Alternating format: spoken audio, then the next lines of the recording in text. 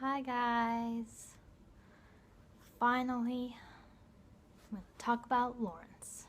Not just talk about him, tell you guys his character bio. I did a character bio for him long ago when I first got into the hobby, before I even got Lawrence, I think. But it has changed quite a bit since then, so I'm going to just start from the beginning. This may be 2 episodes. And I apologize if I'm all over the place because I very rarely think in a linear way. I kind of jump all over the place when I'm thinking. So I'm going to do my very best to say everything about him and then hopefully edit it so that I can put everything in order so that it makes sense. Okay. Lawrence is a prince. He lives in a country that is kind of like 1700s France and kind of Germany, Austria, a little bit. His mom is the queen, and she's the one who's inherited the throne.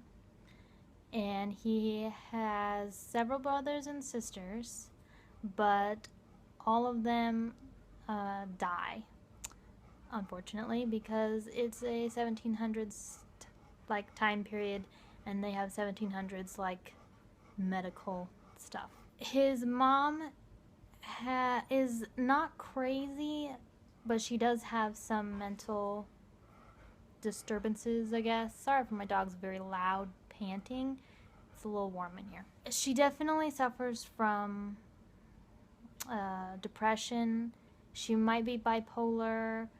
She definitely has a mood disorder of some kind. So losing all her children, all but 2 of her kids, in a rather quick succession, they all die of like a disease like smallpox. So losing all of her kids like that, she just emotionally cannot bear that kind of sorrow and kind of loses it. Not like crazy cuckoo kind of, but like won't eat, doesn't want to get out of bed, has no motivation to live at all. She'll stand out in the rain for hours and cry inconsolably. All this happens when Lawrence is about 5 or 6 years old. He's old enough that he remembers when his mom was happier. Like, he doesn't, his mom still has mood disorder even before she loses her children, so he remembers like some up and down times, but he remembers like moments when she's happy. That's when they go and they plant their tree together out in the moors that has pink flowers on it, and that's one of his favorite spots as an adult because it reminds him of all those good times he had with his mom before she really lost the will to live. She's not capable of running the country, so his dad steps in and starts running the country. I forgot to mention that Theodore is the only other survivor, and that's his older brother. He's older by about 5 years. So his dad is running the country, and he has his mom sent away from court because it stresses her out being there, and he sends her away so that hopefully she can get better and get back to being queen. At some point, it is unclear to historians that his dad's motives change. They don't really know why it changed, because he seemed like he legitimately cared about his wife and he wanted her to get better. But he also really liked being king and being in charge of everything. So I think it's kind of like a dual thing there. He justifies his actions and, says, well, she's ill and I have to take care of everything for her. And then he kind of just sets it up so that he can just keep on taking care of everything for her forever, pretty much. He sends her to another place that's like an institution for crazy people so that she can get well. But like I said, it is not modern medical care that she's receiving. She's getting ice baths and having leeches, and she's deprived food and all that stuff. and that doesn't help a mind that is unstable. So she gets worse, and her health declines rapidly. In the meantime, Dad is still like, yeah, I'm gonna do this king thing. It's gonna be my thing now. She's crazy. You know, he kind of says like, oh, it's a good thing we put her in the institution. Look how crazy she got. It's a good thing those doctors are there for her, when really it's the institution that's making her worse. And it's not even like he's put her in there like, mustache twirly, oh yeah, this will make her even crazier, and then I can get rid of her. Like, he cares about his wife, and he does think that the doctors will help her because nobody knows any better. But he also, like I said, really likes being king. Dad is a complicated guy. So he's starting to get worried because there's bubbling going on in the politics that you are not the king. If anybody should be in charge, it should be one of the boys. It should be Theo, because he's the oldest. And that doesn't catch a lot of steam because Theo is like 10, 11, 12. You know, he's not old enough, but the older he gets, the more people are like, hey, he needs to be king. You need to get out of here. You're not the king.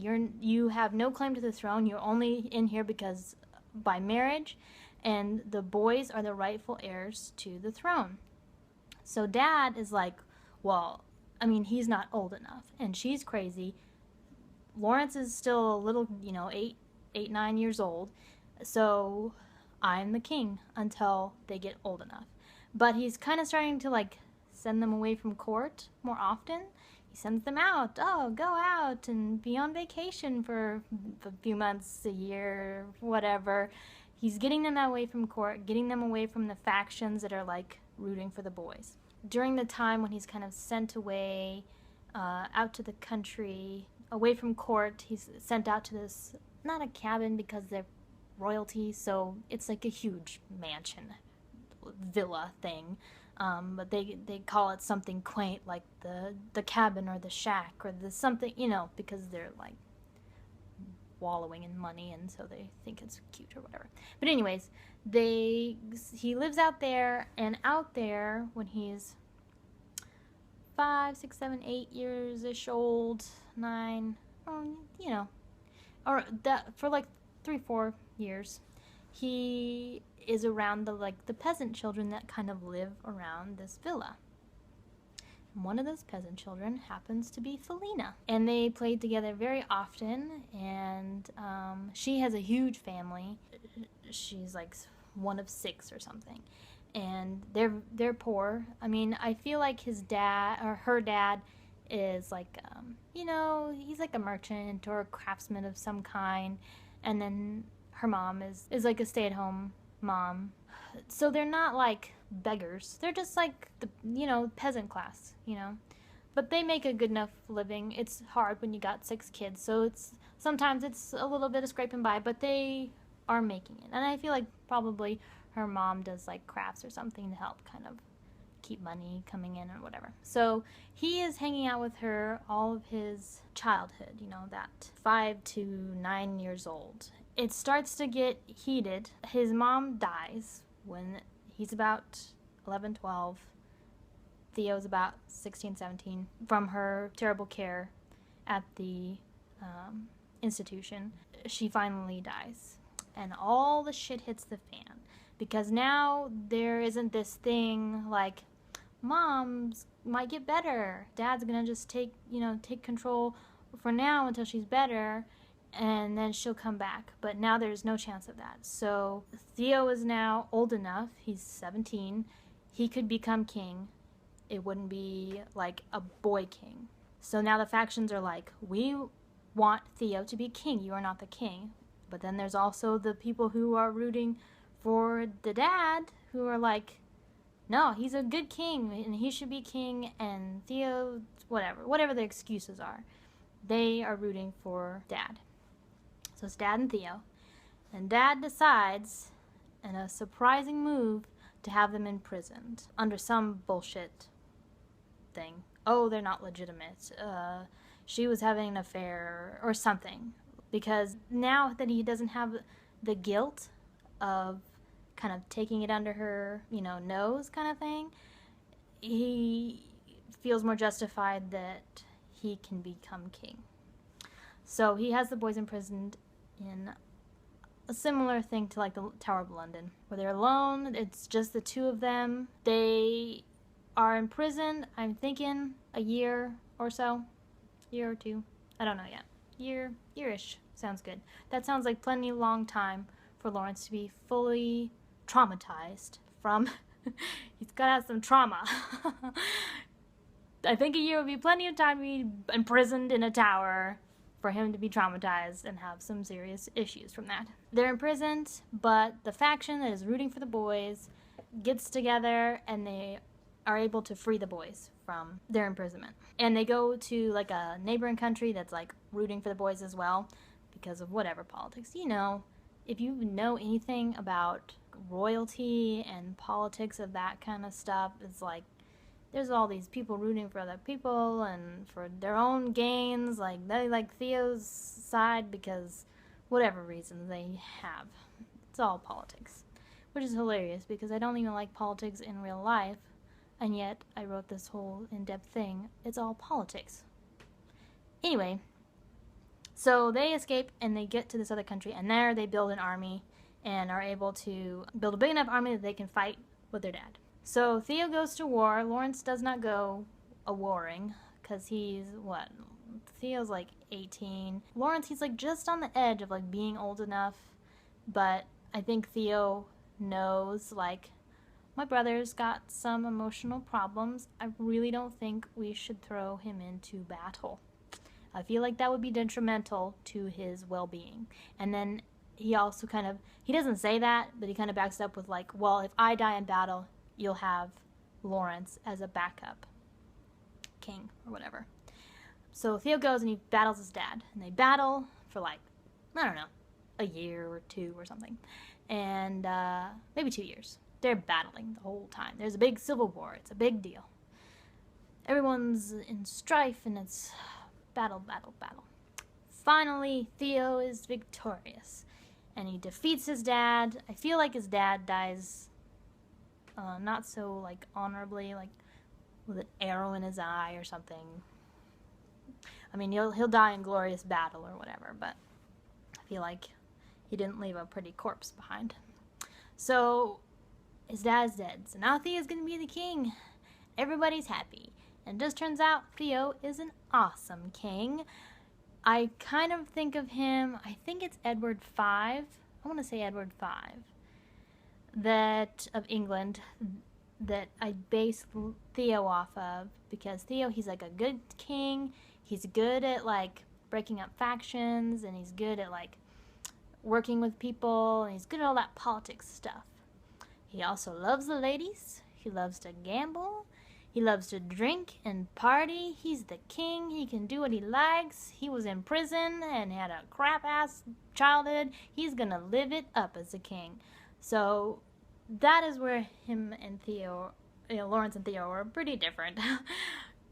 Because Lawrence is not into any of those things. That's pretty much their whole backstory. That's all what's happened before. That's how Lawrence got to where he is now as the young, eligible 22-year-old Prince Lawrence. All the ladies want him, but are a little bit worried because he's like always looks grumpy all the time, and he never likes to come to social gatherings, and he's kind of reclusive, and he's always into like studying birds and like science. Like, why isn't he out doing the politicking thing that princes are supposed to like doing? But Lawrence is not into any of that stuff. So I'm gonna cut it off here because it's gonna be part 1. Lawrence's backstory, part 1.